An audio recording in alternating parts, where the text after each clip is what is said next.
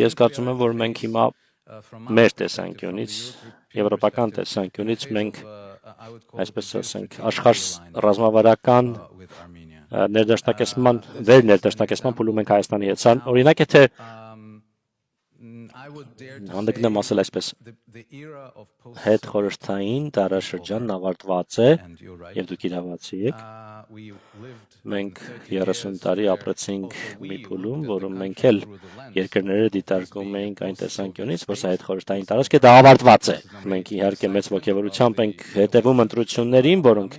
շուտով կլինեն, մենք հենց նոր դրա մասին խոսեցինք, ինչով մենք կարող ենք օգնել, ինչով մեր այլ գործընկերները կարող են օգնել, օրինակ Մոլդովան իր փորձով ինչպես կօգնի բարեհաջող ժողովրդավար ընտրություններին։ Երկրորդը, այն է, որ Հայաստանը իհարկե արժանահավատ, հուսալի խաղաղության գործընկեր է, դա կարծում եմ լրջագույններ ձեռք բերում է եւ անգամ ես շքախվում եմ դա ասելիս, որ անկասկած մեր լավ բարեկամ Ադրբեջանի դեսպանը նստած է այստեղ, ինչ կոնկրետ քայլեր կան Հայաստանի համար կապված Եվրամիությանն ինտեգրվելու հետ։ Գերմանիան եւ Եվրամիությունը ինչպես կարող են պաշտպանել ու աջակցել Հայաստանին այս ընտրությունների ընտրարշավի ընթացքում, ինչպես նաեւ այս քվեարկության օրը ռուսական ազդեցությունից պաշտպանել ընտրություններին միջամտելու փորձերից։ Այս ամբողջ պատմությունը եկեղեցու թեմայով զուտ համապատասխանելու մասին է։ Նախ եւ առաջ համապատասխանությունը եկեղեցու իր իսկ կանոններին։ Ինչ ենք մենք ցանկանում։ Մենք ցանկանում ենք տապանցիկություն, հաշվետվողականություն, համապատասխանություն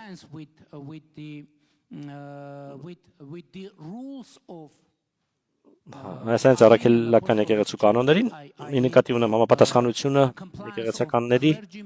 հոգևորականների եւ այլն, քանի որ չհամապատասխանելու իրավիճակը հոգևորականներին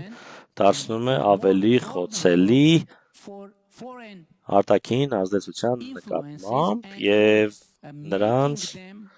կներեք, որ այսպես եմ ձևակերպում, գործիք դարձնելու արտաքին ազդեցության համար։ Մենք ընդամենը ուզում ենք համապատասխանություն լինի, ընդհանրապես եկեղեցու եւ հոգևորականների, եկեղեցականների եւ եկեղեցու ղեկավարների համապատասխանությունը լինի, հաշվետվողականությունը լինի, ոչ ոք չգիտի թե ներ եկեղեցին ինչպես է ֆինանսավորվում, ոչ ոք դա չգիտի։